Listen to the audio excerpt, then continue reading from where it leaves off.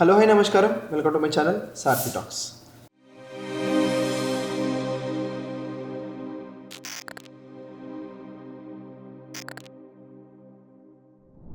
మీరు ఎప్పుడైనా ఆలోచించారా? ఇవాళ మనం హైదరాబాద్లో లేదంటే పెద్ద పెద్ద సిటీస్లో డ్రైనేజ్ సిస్టమ్స్ బాగున్నాయి, లేదంటే బిల్డింగ్స్ ఇంత బాగున్నాయి, ఇన్ఫ్రాస్ట్రక్చర్ బాగుందని చెప్పి మాట్లాడుతాం కదా. కానీ సరిగ్గా 5,000 ఏళ్ళకి ముందు మన ఇండియాలో ఇండియస్ వ్యాలీ అనే ఒక తోప్ సివిలైజేషన్ ఉంటుండే. అప్పట్లోనే వాళ్ళకి డబుల్ బెడ్రూమ్ ఇల్లులు ఉంటుండే, పక్కా ప్లానింగ్ ఉంటుండే అన్నిటికీ. కానీ ఒకసారి మీరే ఆలోచించండి, అంత పెద్ద గొప్ప సిటీ, అంతమంది జనం ఒక్క రాత్రిలో గమ్మున ఎక్కడికి వెళ్ళిపోయారు? యుద్ధం ఏమైనా జరిగిందా, లేదా ఎవరైనా వచ్చి చంపేశారా? ఈరోజు సారథి టాక్స్లో హిస్టరీ బుక్స్లో చెప్పని కొన్ని నిజాల గురించి మాట్లాడుతున్నాం. జాగ్రత్తగా వినండి. మనం ఏదో సోషల్ టెక్స్ట్ బుక్స్లో చదువుకున్నట్టు హరప్ప మొహంజదారో అంటే ఏదో సివిలైజేషన్ ఉండేది అన్నట్టు కాదు. వాళ్ళంటే మజాక్ అనుకుంటున్నారు మనం. వాళ్ళు వాడిన ఇటుకలు ఇప్పటి కూడా తప్పవట్లే మనం, అంత పర్ఫెక్ట్గా ఉంది. వాళ్ళు కట్టిన డ్రైనేజ్లు చూస్తే ఇప్పటి ఇంజనీర్స్ కూడా అసలు మైండ్ బ్లోయింగ్ ఉంది ఇది అని చెప్పి తలగొక్కుంటున్నారు వాళ్ళు. అసలు వాళ్ళకి స్క్రిప్ట్స్ ఉన్నాయి, సీల్స్ ఉన్నాయి, కానీ ఒక్క విషయం మాత్రం సైలెంట్. వాళ్ళు ఏ దేవుని మొక్కారో ఎవ్వరికీ తెలియదు. సరే, అన్నీ ఉన్నాయి కదా, మరి అక్కడ నుంచి ఎందుకు వెళ్ళిపోయారు? అక్కడ నుంచి బ్రిటిషర్స్ వచ్చేసి ఆరియన్ ఇన్వేషన్ అని చెప్పి ఏదో కథ చెప్తుంటారు. అంటే బయట నుంచి ఎవరు వచ్చి వీళ్ళని కొట్టేసి వీళ్ళని తరిమేశారని చెప్పి చెప్తుంటారు. కానీ అది పచ్చి అబద్ధం. రీసెంట్గా డిఎన్ఏ టెస్టులు చేస్తే ఏం తెలిసిందో తెలుసు? అక్కడ వాళ్ళు మనమే, అంటే వాళ్ళ డిఎన్ఏ మన డిఎన్ఏ సేమ్. అంటే ఎవరు వచ్చి మనల్ని అక్కడి నుంచి తరిమేశారు, మనం యాన్సిస్టర్స్. సో అక్కడ ఏం జరిగింది? ఇక్కడనే అసలు సస్పెన్స్ మొదలవుతుంది. మొహంజదారో తవ్వకాల్లో కొన్ని స్కెల్టన్స్ దొరికినాయి. అవి చూస్తే గుండె జల్లు అంటుంది అసలుకి. ఒక తల్లి తన బిడ్డను పట్టుకొని అలాగే చనిపోయిన స్కెల్టన్స్ అవి దొరికాయి. అండ్ ఇంకొక కొందరు రోడ్డు మీద నడుస్తూ చనిపోయినట్టు దొరికాయి. సైంటిస్టులు ఏం చెప్తున్నారంటే అక్కడ రేడియో యాక్టివ్ చాలా ఎక్కువగా ఉందని చెప్పి చెప్తున్నారు. అంటే ఒక 4,000 ఏళ్ళ క్రితం అక్కడ ఏదైనా అటామిక్ బ్లాస్ట్ జరిగిందా, లేదంటే సరస్వతి నాడి ఎండిపోవడం వల్ల మంచినీళ్ళు లేక తడి ఆరిపోయి ఎండిపోయారా? అండ్ ఒక 50 లక్షల మంది ఒకేసారి గాయపడిపోవడం అంటే ఒక మామూలు విషయం కాదు. సరే, 50 లక్షల మంది ఎలాగోలా వెళ్ళిపోయారు, అక్కడ నుంచి చనిపోయారు, ఏదో ఒకటి అయ్యో ఇంకొకటి అయ్యో వెళ్ళిపోయారు. కానీ దానికి 3 రీజన్స్ ఉన్నాయి యాక్చువల్లీ. సో జాగ్రత్తగా వినండి. Reason number 1, atomic mystery. అంటే అక్కడ అణు యుద్ధం ఏమైనా జరిగిందా?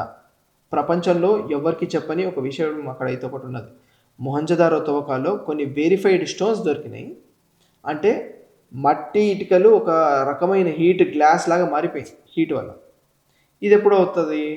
ఏదైనా న్యూక్లియర్ బ్లాస్ట్ జరిగినప్పుడు మాత్రమే జరుగుతుంది. ఇందాక ఆ స్కెల్టన్స్ దొరికాయని చెప్పాను కదా, ఆ స్కెల్టన్స్ చూస్తే దాన్ని టెస్ట్ చేస్తే రేడియో యాక్టివ్గా ఉన్నాయని చెప్పి కొందరు రీసెర్చర్స్ చెప్పారనమాట. సరిగ్గా 4,000 ఏళ్ళ క్రితం మన దేశం మీద అణుబాంబు వాడారా? అంటే ఇది మహాభారత యుద్ధంలో వాడిన వెపన్ వల్ల ఇదంతా ఏమైనా జరిగిందా అనేది ఒక డౌట్. బికాస్ ఆ టైం పీరియడ్ అనేది ఇంచుమించు అక్కడ దగ్గరలో ఉంటుంది కాబట్టి. దీని గురించి ఎవ్వరి దగ్గర సమాధానం అయితే లేదు. నెక్స్ట్ పాయింట్ వచ్చేసి సరస్వతి నాడి ఎండిపోయిందా? ఏంటంటే దీన్ని ఇండస్ వ్యాలీ అని అంటున్నాం, కానీ నిజానికి అది సరస్వతి సింధు సివిలైజేషన్. మన పురాణాల్లో ఉన్న సరస్వతి నాడి అప్పట్లో తోపుగా పరిగెడుతుండే అసలు కాదు. కానీ ఏం జరిగిందో తెలీదు. టెక్టానిక్ ప్లేట్స్ ఇవి కొలైడ్ అవ్వడము, కూరుకుపోయడము, ఆ సైడ్కి జరిగిపోవడం వల్ల ఆ రివర్ ఏదైతే సిస్టమ్ బెడ్ ఉంటుందో అదంతా పాత్ మార్చేసింది, మొత్తం డైరెక్షన్ మార్చేసింది అక్కడ.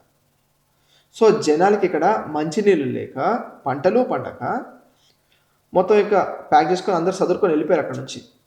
మన తెలంగాణలో ఉన్న కాళేశ్వరం ప్రాజెక్ట్ ఇప్పుడు ఎందుకు కడుతున్నారు? నీళ్ళ కోసమే కదా. అప్పట్లో నీళ్ళు లేక వాళ్ళు చాలా దారుణాలు చేశారు అక్కడ. సో ఇది వన్ ఆఫ్ ద థియరీ ఏంటంటే దీనివల్ల వాళ్ళు జనాలు అక్కడ నుంచి వెళ్ళిపోయారు అని చెప్పి. ఇంకా పాయింట్ నెంబర్ 3, మూడో రీజన్ ఏంటంటే ఎపిడమిక్. సో ఇక్కడ స్కెల్టన్స్ అన్ని రోడ్డు మీద ఎందుకు ఉంటాయి?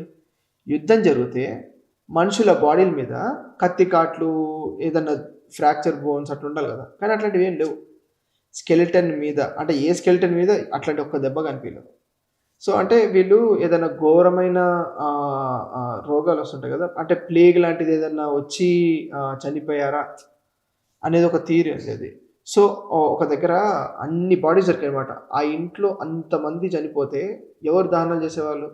సో, అక్కడ ఇళ్ళల్లో లేదంటే రోడ్ల మీద అలా గుంపుగా జనాలు చనిపోయి ఉన్నారు. ఆళ్ళ స్కెలిటన్స్ అందుకే దొరికాయని చెప్పి ఓ థియరీ గూడా ఉంది. ఇప్పుడు మీరే ఆలోచించండి భయ్యా! అంత గొప్ప సివిలైజేషన్, అంత స్మార్ట్‌గా ఉన్న జనం అప్పట్లో ఒక్క రాత్రిలో మాయమైపోయారు. అంటే అది మనకి ఒక పెద్ద వార్నింగ్ అది యాక్చువల్లీ చెప్పాలంటే. మనం టెక్నాలజీ అని అంటున్నాం గదా! కానీ మనం నేచర్ ముందు చాలా బచ్చగాలం అసలు. ఒక్క విషయం గట్టిగా చెప్తా వినండి.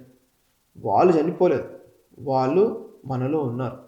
మన డీఎన్ఏ రిపోర్ట్స్ చూస్తుంటే మన యాన్సిస్టర్స్ అందరూ వీళ్ళే అని చెప్పి తెలుస్తుంది. అంటే మనం ఎవరో గాదు. ఈ ప్రపంచానికి సివిలైజేషన్ నేర్పించిన తోపుగాళ్ళకి వారసులమే. మీకేమనిపిస్తుంది? ఈ మూడిట్లో అంటే అటామికా, వాటరా లేదంటే డిసీజా? ఏది నిజమై ఉంటది? దేనివల్ల వీళ్ళు వెళ్ళిపోయి ఉంటారు? మీకు తెలిస్తే మాత్రం గమ్మునుండకండి. కింద కామెంట్‌లో కుమ్మేయండి. వీడియో నచ్చితే లైక్ కొట్టండి. సారథి టాక్స్‌ని మాత్రం సబ్స్క్రైబ్ చేసుకోవడం మర్చిపోకండి. జై హింద్.